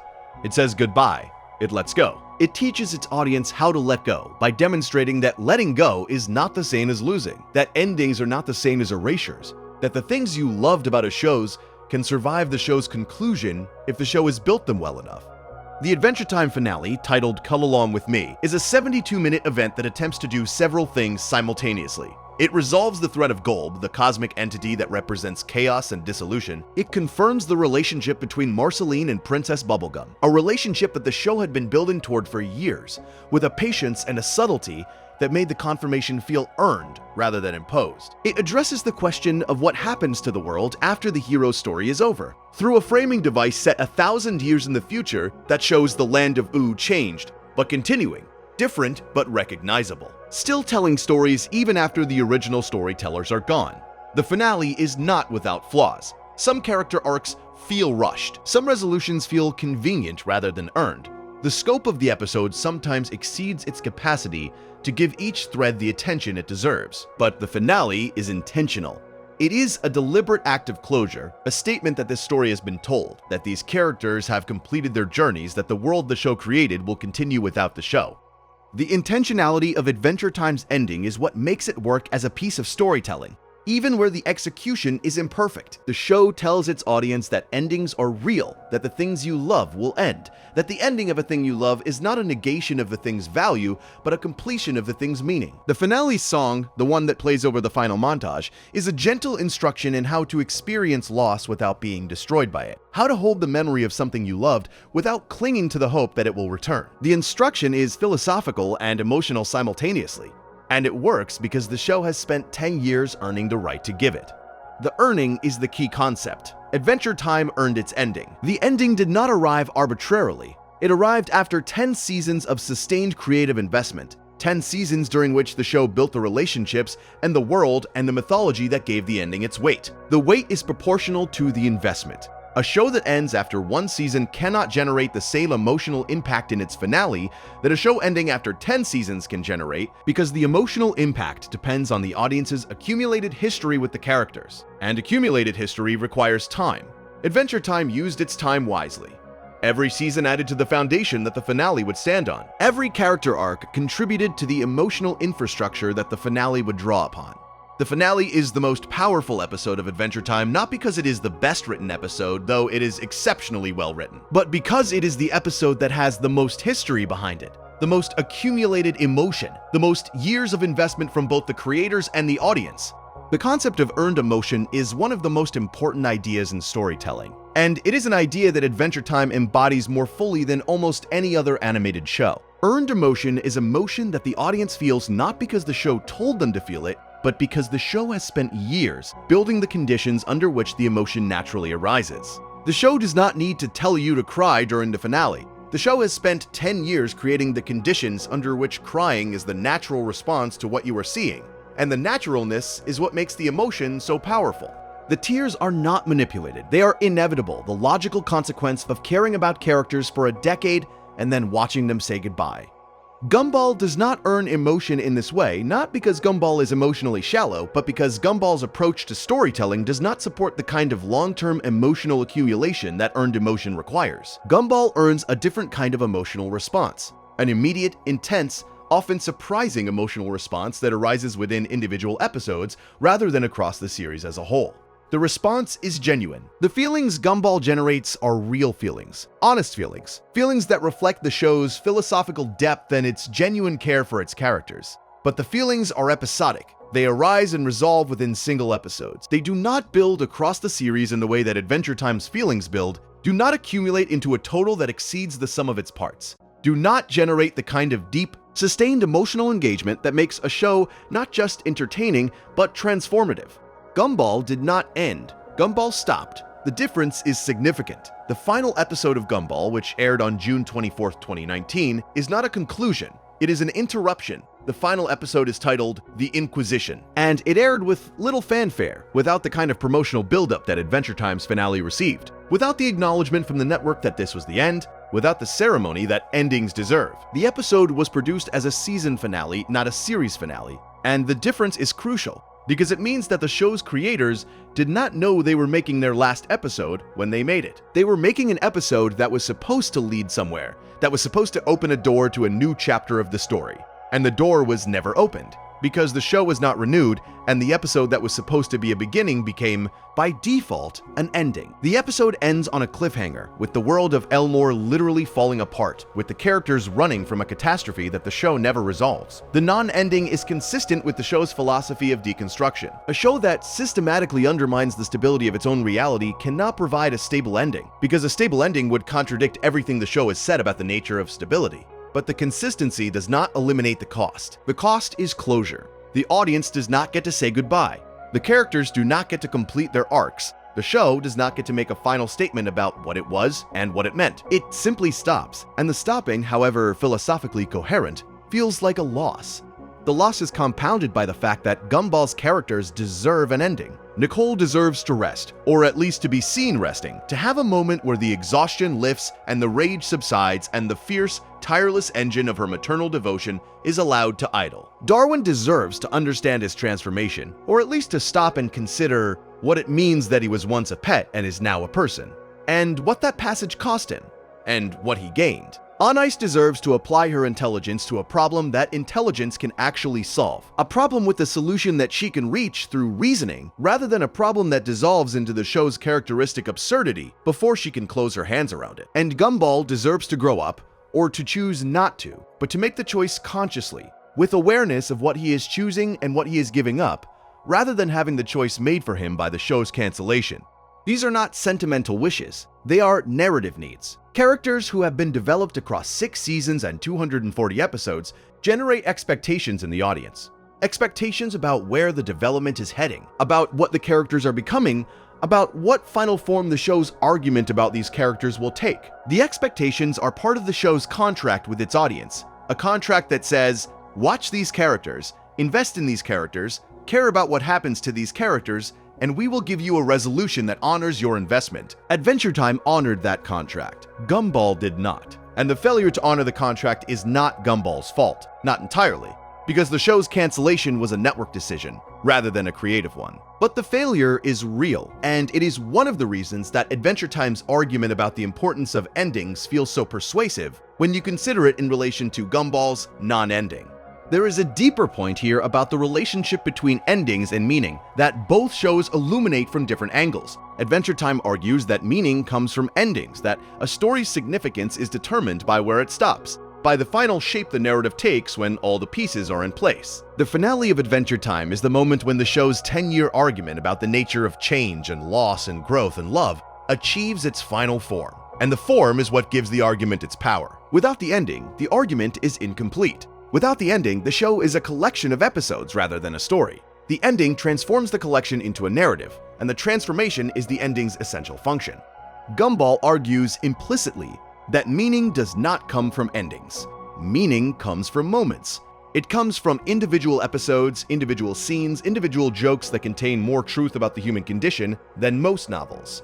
The show's non-ending is consistent with this argument. If meaning is located in moments rather than in endings, then the absence of an ending does not diminish the meaning. The meaning is already there, distributed across 6 seasons, embedded in every episode, available to anyone who watches with sufficient attention. The argument is philosophically defensible, but it is emotionally unsatisfying because human beings experience stories as narratives, as sequences with beginnings and middles and ends. And the absence of an end creates a kind of cognitive dissonance that no amount of philosophical justification can fully resolve. The legacy of each show is shaped by how it ended, and the shaping is already visible. It is a show that is remembered as a complete work, a 10-season narrative with a beginning, a middle, and an end. A show that told a story and finished telling it, and left behind a world that feels complete, even in the show's absence. The Distant Lands specials and the Fiona and Cake spinoff extend the world without contradicting the completeness of the original show's ending, because the original ending was designed to be a foundation rather than a wall, a conclusion that closes the main characters' stories while leaving the world open for future stories that need not involve the main characters at all. Gumball's legacy is unsettled. The show is remembered as brilliant, inventive, philosophically ambitious, one of the greatest comedies in the history of animation. But it is also remembered as incomplete, as a show that was interrupted rather than concluded, and the interruption creates a persistent sense of unfinished business that colors the audience's memory of the entire show. The proposed movie, which has been discussed but not confirmed, exists as a possibility that the show's ending might eventually be provided. But the possibility is itself a kind of problem, because it means that the show's legacy is contingent, dependent on whether the movie is made and whether the movie provides a satisfying conclusion to a story that was not designed to end at the point where it stopped. The difference in legacy reflects the difference in approach. A show that ends deliberately creates a legacy that is stable, settled, defined by the show's own terms rather than by external circumstances. A show that stops without ending creates a legacy that is unstable, subject to revision, defined as much by what did not happen as by what did. Adventure Time understood that the ending is part of the art, that the way a show ends is as much a creative decision as the way it begins, and that a show which does not control its own ending is a show whose final impression on the audience is determined by circumstance rather than by intent. The question of legacy also raises the question of rewatchability, and the question of rewatchability reveals another dimension of Adventure Time's rightness. Adventure Time rewards rewatching because the show's accumulated structure means that early episodes contain details and clues and foreshadowing that are invisible on first viewing and become visible only after you know where the story is going. Rewatching Adventure Time is a different experience from watching it for the first time, richer in some ways, because the knowledge of what comes later transforms your understanding of what came before, because the layers of meaning that the show built across 10 seasons create a palimpsest of significance that deepens with every viewing. Gumball also rewards rewatching, but it rewards rewatching differently. Rewatching Gumball reveals jokes you missed, philosophical subtexts you overlooked, visual details you did not notice. But the experience of rewatching Gumball is not fundamentally different from the experience of watching it for the first time, because the show's episodic structure means that knowledge of later episodes does not transform your understanding of earlier episodes. Each episode is self-contained. Each episode delivers its full meaning on first viewing. The rewatching is pleasurable but not transformative. enjoyable but not revelatory. And the difference between pleasurable and transformative is the difference between a show you return to for comfort and a show you return to for discovery. Adventure Time was right that endings matter. Adventure Time was right that a show that refuses to end, that treats its own conclusion as just another thing to deconstruct, denies its audience something they need. The need is not merely emotional, although it is that. The need is narrative. Stories need endings, not because endings are natural, but because endings are the mechanism through which stories create meaning. A story without an ending is not a more honest story. It is a less complete story, and the incompleteness, however intentional, diminishes the story's capacity to mean. But the argument does not end there, because if it ended there, it would be too simple, and neither of these shows is simple. The seventh thing Adventure Time got right about Gumball is also the thing that complicates everything that came before it, and it is this. Adventure Time was right that Gumball is a great show. Not a flawed show, not a lesser show, a great show that happens to be great in ways that are different from the ways Adventure Time is great. And the difference is not a hierarchy, it is a taxonomy. Adventure Time is great the way a novel is great, through accumulation, through depth, through the patient construction of a world and a cast of characters whose emotional lives become indistinguishable from your own over the years you spend in their company. Gumball is great the way a poem is great, through compression, through intensity, through the capacity to say something profound in a single image, a single joke, a single 11-second scene that contains more philosophical insight than most shows achieve in entire seasons.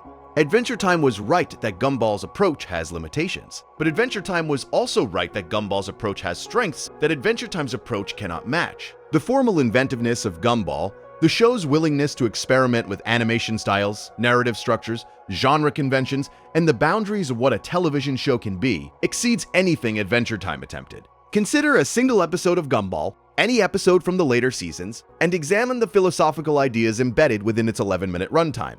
You will find existentialism, you will find epistemological skepticism, you will find social criticism, you will find observations about the nature of identity, consciousness, power, language, and reality that are delivered with such precision and such speed that you could spend an hour unpacking what the show communicates in 30 seconds. Adventure Time achieves philosophical depth through accumulation, through the slow layering of ideas across hundreds of episodes. Gumball achieves philosophical depth through compression, through the capacity to contain an entire philosophical argument within a single scene, a single exchange of dialogue, a single visual gag that operates on multiple levels simultaneously. The compression is a different kind of achievement, and it is an achievement that Adventure Time's format, which rewards expansion rather than compression, cannot replicate.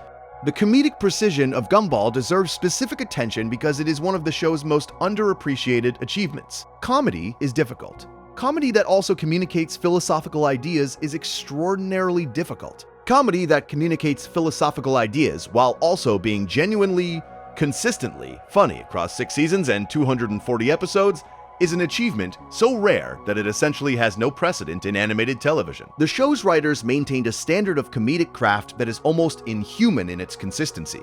The jokes work on a surface level, as entertainment, as moments of laughter and surprise that justify the audience's investment of time and attention. They also work on a deeper level, as vehicles for ideas that the audience absorbs without recognizing them as ideas, because the comedy disguises the philosophy so effectively that the two become indistinguishable, fused into a single experience that is simultaneously entertaining and enlightening. The philosophical density of Gumball, the show's capacity to embed sophisticated ideas about existence, consciousness, morality, and the nature of reality into every episode, operates at a level of intellectual ambition that Adventure Time, for all its depth, rarely matched. The comedic precision of Gumball, the show's ability to construct jokes that function simultaneously as entertainment and as philosophical argument, represents an achievement in comedic writing that has few parallels in the history of animation.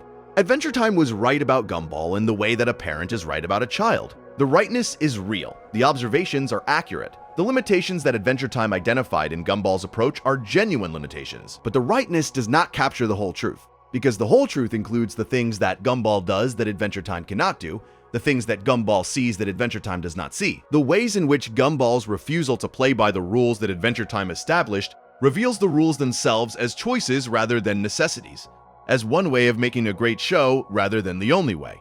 There is one more dimension to Adventure Time's rightness about Gumball that is worth considering, and it concerns the question of influence. Adventure Time influenced Gumball. Not directly, not in the sense that Gumball imitated Adventure Time's storytelling techniques or adopted its visual style.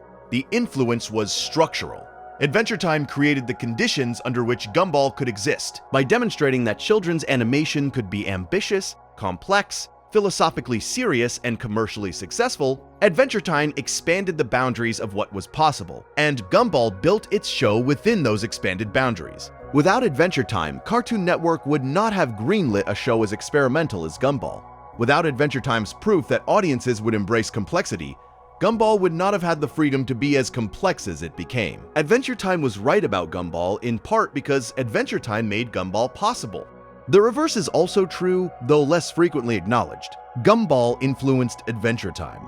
The later seasons of Adventure Time show a growing awareness of the kind of formal experimentation that Gumball had been practicing since its first season. Adventure Time's willingness to deviate from its established visual style, its increasing comfort with meta-narrative, its growing interest in the nature of fiction and storytelling as subjects worthy of exploration. All of these developments bear the marks of a show that was aware of Gumball's innovations and was learning from them. The influence was mutual, and the mutuality is evidence that the relationship between the two shows was dialectical rather than hierarchical, a conversation between equals rather than a lecture from a superior to an inferior. The conversation continues beyond the shows themselves. Every animated show that has premiered since Adventure Time and Gumball ended exists in the space that these two shows defined. The shows that pursue serialization and world building are walking the path that Adventure Time cleared. The shows that pursue deconstruction and formal experimentation are walking the path that Gumball cleared. And the best shows, the shows that will define the next generation of animation, are the ones that find ways to walk both paths simultaneously, to build and deconstruct, to construct worlds and question the construction, to create emotional continuity and formal freedom at the same time. The synthesis has not yet been fully achieved, but its outlines are visible in the shows that followed. The Owl House, which combines serialized storytelling with formal experimentation, comes closest to synthesizing what Adventure Time and Gumball separately achieved. Amphibia, which combines world building with genre awareness, represents another approach to the synthesis. These shows and others like them are the children of the conversation between Adventure Time and Gumball, products of an animation landscape that was shaped by both shows and that carries the DNA of both approaches in its creative genes. The children will eventually surpass their parents. That is the nature of creative evolution, but the parents deserve to be remembered for what they gave the children, which is not merely a set of techniques or a collection of narrative strategies, but a way of thinking about what animation can be. A vision of the medium's potential that was broader and deeper and more ambitious than anything that came before it.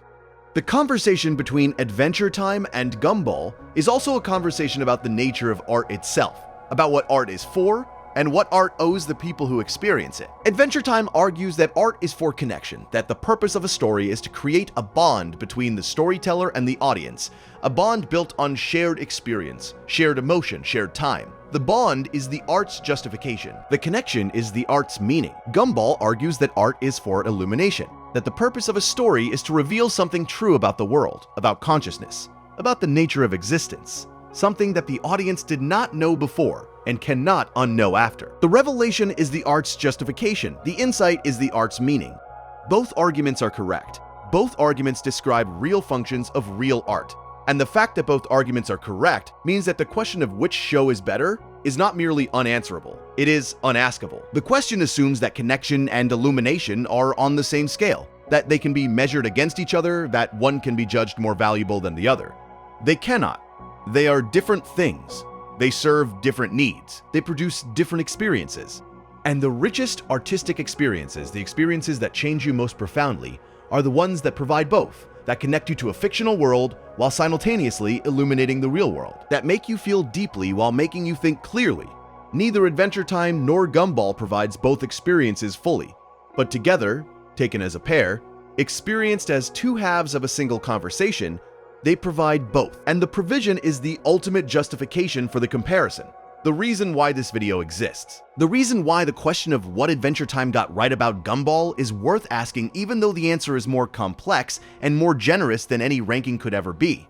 The relationship between these two shows is the relationship between two philosophical traditions that have been in conversation for centuries. Adventure Time is the tradition of system building, of constructing comprehensive frameworks that organize and explain reality. It is the tradition of Aristotle, of Hegel, of the thinkers who believed that understanding comes through structure, through hierarchy, through the patient construction of systems that account for everything. Gumball is the tradition of critique, of questioning the foundations on which systems are built. It is the tradition of Nietzsche, of Derrida, of the thinkers who believe that understanding comes through dismantling, through revealing the assumptions that hold systems together, and asking whether those assumptions deserve the trust we place in them. Neither tradition is sufficient on its own. The system builders need the critics to reveal the blind spots in their systems. The critics need the system builders to provide the systems that criticism requires in order to function. The relationship is not hierarchical. It is dialectical. Each tradition makes the other better by challenging it, by forcing it to confront the limitations of its own approach, and the confrontation produces insights that neither tradition could produce alone. The dialectical relationship extends beyond philosophy into the practical craft of animation. Adventure Time pioneered techniques that became industry standards, techniques in character design, background painting, voice direction, and musical integration that subsequent shows built upon and refined. The show's background art, painted in a style that combined childlike simplicity with atmospheric sophistication, established a visual language for emotional storytelling in animation that did not exist before. Gumball pioneered a different set of techniques in mixed media integration, digital compositing, visual effects, and the combination of two-dimensional animation with three-dimensional environments that had never been attempted at the scale, and with the consistency that Gumball achieved. The show's use of live-action backgrounds, of photographic textures, of three-dimensional rendering combined with traditional character animation created a visual vocabulary that expanded the definition of what animation could look like. The technical innovations of each show are inseparable from the philosophical commitments that motivated them. Adventure Time's background paintings are beautiful because beauty is part of the show's argument. The world of Ooh is meant to be beautiful, meant to be a place you would want to visit, meant to generate the kind of aesthetic pleasure that makes the audience want to spend time there. The beauty serves the world building. It makes the world feel real, feel valuable, feel worth preserving. Gumball's mixed media aesthetic is disorienting because disorientation is part of the show's argument. The world of Elmore is meant to be unstable, meant to be a place where the boundaries between different kinds of reality are visible and permeable, meant to generate the kind of aesthetic unease that makes the audience question the nature of the reality they are observing. The disorientation serves the deconstruction. It makes the world feel constructed, feel contingent, feel like something that could be otherwise. The two approaches to visual storytelling represent two answers to the same question. What should animation look like? Adventure Time's answer is that animation should look like a world, a coherent, consistent, aesthetically unified space that creates the illusion of reality through internal consistency. Gumball's answer is that animation should look like itself, a medium, a tool for constructing experiences that acknowledge their own constructedness, rather than disguising it. Both answers are right. Both answers produce visually stunning television, but the answers lead to different viewing experiences, and the different viewing experiences generate different relationships between the audience and the show. The voice performances in each show reflect the same philosophical divide. Adventure Time's voice cast performs the way actors perform in a drama, with emotional sincerity, with attention to character psychology, with the kind of sustained, consistent characterization that makes you forget you are listening to an actor and believe you are listening to a person. The voices create presence. They make the characters feel like beings who exist in the world of the show, who have inner lives that the voice performances reveal and conceal, in the same way that real people's voices reveal and conceal their inner lives. Gumball's voice cast performs differently. The performances are heightened, stylized, aware of themselves as performances. The characters' voices are brilliant creations, distinctive and memorable and perfectly suited to the show's tone. But they are performances in a way that Adventure Time's voices are not, and the performative quality is deliberate, part of the show's argument that everything in its world is constructed, including the characters, including the characters' emotions, including the voices that give those emotions audible form. Adventure Time and Gumball exist in this dialectical relationship. Adventure Time's commitment to world building and emotional continuity makes Gumball's deconstruction possible, because you cannot deconstruct something that has not been constructed. Gumball's commitment to deconstruction and formal experimentation makes Adventure Time's construction visible, because you do not notice the rules until someone breaks them. The two shows need each other. They comment on each other. They illuminate each other. And the illumination is what makes the era of animation that produced both of them one of the richest periods in the history of the medium. So, was Adventure Time right about Gumball? Yes. Adventure Time was right that Gumball's resistance to continuity limits its emotional depth. Adventure Time was right that Gumball's refusal to build a stable world limits its capacity for world building. Adventure Time was right that Gumball's deconstruction of mythology limits its narrative resonance. Adventure Time was right that Gumball's non-ending denies its audience the closure that stories need to fully mean. Adventure Time was right about all of these things, but rightness is not the same as completeness.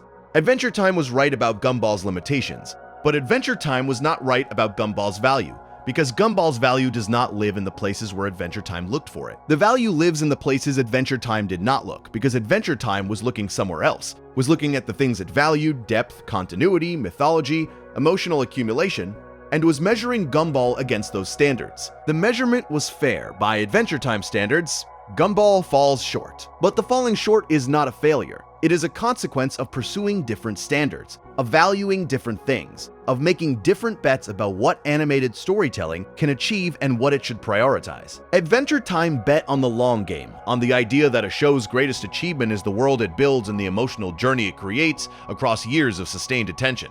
Gumball bet on the short game, on the idea that a show's greatest achievement is the individual moment, the single episode, the isolated scene that contains more truth and more beauty and more philosophical insight than most shows achieve in entire seasons. Both bets paid off. Both bets produced masterpieces. And the fact that both bets paid off is itself the most important lesson of the comparison, because it means that the question of which approach is better is not a real question. It is a false dichotomy, a demand for hierarchy where none exists, a request to choose between two forms of excellence when the correct response is to celebrate both. The celebration does not require ignoring the differences. The differences are real and they matter. Adventure Time is a show that teaches you to care about a world, to invest in its history, to feel the passage of time, to experience the slow accumulation of meaning that comes from sustained attention to a single narrative across years. Gumball is a show that teaches you to question a world, to examine the assumptions that hold it together, to recognize the constructed nature of the reality you inhabit, to find philosophical depth in the everyday experiences that most narratives treat as background noise. Both lessons are valuable. Both lessons are needed, and the fact that the two shows deliver contradictory lessons is not a contradiction but a complementarity, because the world is complex enough to require both construction and deconstruction, both the patience to build something and the courage to take it apart. The audience that has watched both shows, that has absorbed both sets of lessons, is an audience that is better equipped to navigate reality than an audience that has watched only one. The Adventure Time audience knows how to invest, how to commit, how to care about things that will eventually end. The Gumball audience knows how to question, how to examine, how to recognize the constructed nature of the things they care about, without caring about them any less. The combined audience, the audience that carries both sets of knowledge, the audience that can build and deconstruct simultaneously, that can invest in a world while questioning its foundations, that can feel deeply about things they know are constructed. This audience possesses a form of wisdom that neither show could produce alone. The wisdom is the real legacy of the comparison, not the ranking, not the determination of which show is better, not the catalog of strengths and weaknesses that this video has assembled across its 2 hours. The real legacy is the wisdom that comes from understanding what Adventure Time got right about Gumball and what Gumball got right about Adventure Time, and recognizing that the mutual rightness is not a draw, not a tie, not a diplomatic compromise. It is a genuine achievement, an achievement that belongs to both shows and to neither. An achievement that exists only in the space between them, in the conversation they have been having with each other since 2010. A conversation that neither show could have had on its own, and that the history of animation will remember as one of the most productive creative dialogues of the 21st century. Gumball's value lives in the formal experimentation, the philosophical density, the comedic precision, the willingness to question everything including the medium itself, the capacity to say true things about the nature of existence in the span of a single joke.